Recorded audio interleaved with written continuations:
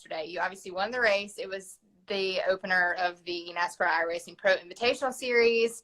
So putting this together, whether it be with working with drivers in NASCAR and iRacing and Fox, I know that you had an instrumental part in this. So walk people through that, what it looked like all last week, getting ready to go racing on Sunday.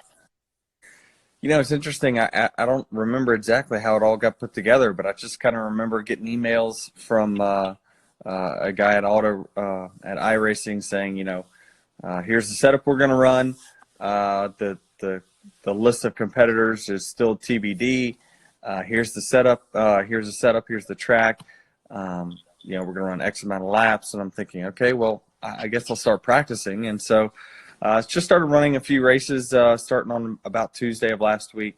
And then, you know, I started to see more and more people start to file in and start to commit. So it was interesting to see how fast everyone committed and got behind this deal. I mean, you know, there were people that didn't have rigs that borrowed one. There were people that got a rig within a couple days and just, you know, fast-tracked it and didn't have much practice and came on. So I think the product is going to continue to get better and better as people get more track time. Yeah, we talked to Ricky yesterday on the pre-race show, and he said there was like two separate groups. There was a group that like knew what they were doing and had been iRacing for a while, and there was Yes. a group that didn't know what they were doing. That's right. That's right. And it stopped at about 15th place. Exactly. So we saw some of your social media with the girls. You have Taylor and Molly who were watching you behind your rig and keeping up with the race. So how are you guys doing? What's life look like? Because I know it's been very different, and the girls have been at home, and Dad has been home, which I think has been even more special for them. You're not traveling on the road every weekend. It's different for sure. I mean, for me personally, I'm just trying to get some stuff done. I mean, I'm putting down on my daily calendar, you know, what do I want to get done today? I like to go through my closet. I like to go through all the Nike boxes in the garage. I got to clean that out. It's just a lot of spring cleaning going on around here. Trying to, because I know that once the season gets going, it's on from there. So it's weird that we've had to find like stuff to do, which we're blessed to be able to do that. But it's like, yeah, all right, I mean, it's such a weird thing that, you know, usually I click on my calendar and it's like, all right, I got this to do today, but like, you know, I can't just, you know, going to lunch with my boys was a thing. That's just what we did. And you can't do that. You can't do, you know, I can't go to the Pilates studio. I can't go any of these places that you normally go. So you're forced to kind of, you know, fit your daily life into your house. And so it's been a change, but it's certainly been good to spend time. We also have to talk about the important thing. You're going to donate. Is it $6,400? Yeah, myself, Harvick, NASCAR, really cool that and Fox. They hopped on and matched everything. I know. Yeah. You would think they'd let me win. Yeah, exactly. But certainly it was cool that everyone kind of jumped on there and matched it. And for us to get the win was cool. So I looked last night, and there's over 30,000 that's going to be donated to families in the Homestead area. So that's very, very cool. I love it. I think it's great that people joined in there and we had a successful race. We know that more races are coming. So can we look for the 11 in some of these other races too? Yeah, I mean, I still think I'll be in the front half of guys that know what they're doing. But I think the number, you know, realistically, the number of guys that know what they're doing is going to go probably from 15 to 20. I mean, they've all been putting in.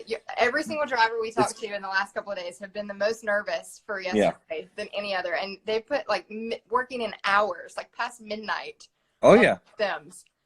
I know that not on Saturday night, but Friday night. Gosh, I was racing online till probably 2:20 or so in the morning. So, you know, just putting in the hours. That's one thing about the sim racing is that, you know, the guys who are up there competing, you know, they have done this for a long time and for many years, but it won't take long for the real cup drivers that are just getting in this to get up to speed, and they got up to speed quick.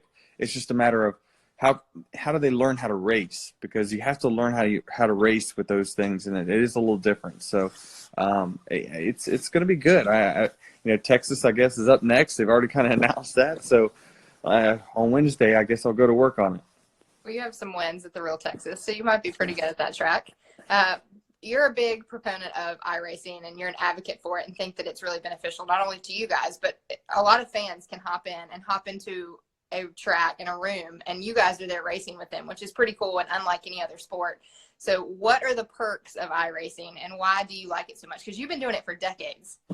Yeah, I mean, I think that it's the only e-gaming or simulation program that requires the same skill set as what it does to be successful in real life.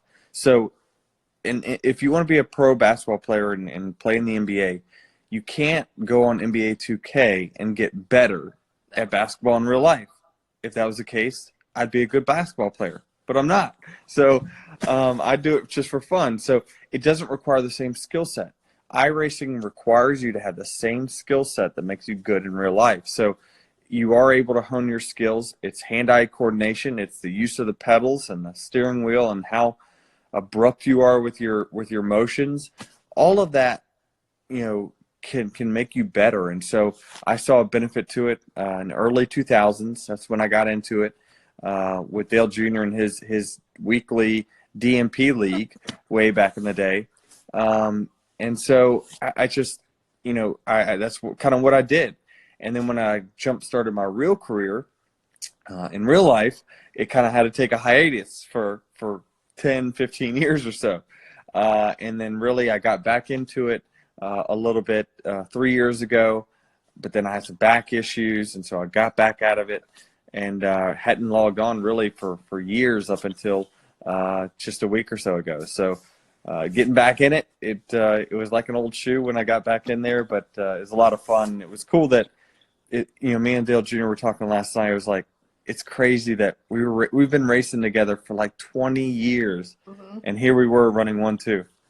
It was really cool watching Fox because we had the national anthem, we had the invocation before, and it felt like you were watching real racing, but we knew that you guys were all sitting in your pajamas and with no shoes on in your own room. So it was just the weirdest thing, but also super cool that our sport can do that.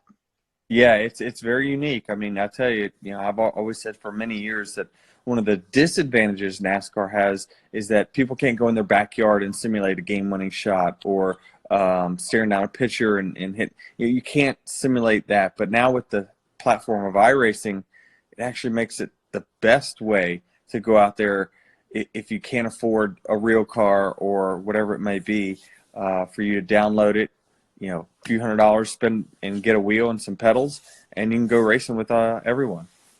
Dale also did his little post-race interview. Yeah, I think he was okay losing to you, but I think he hated it. Yeah, when I talked to him, he was just like, I said, he's like, man, it's crazy, 20 years. We still run 1-2. And then he said, damn it.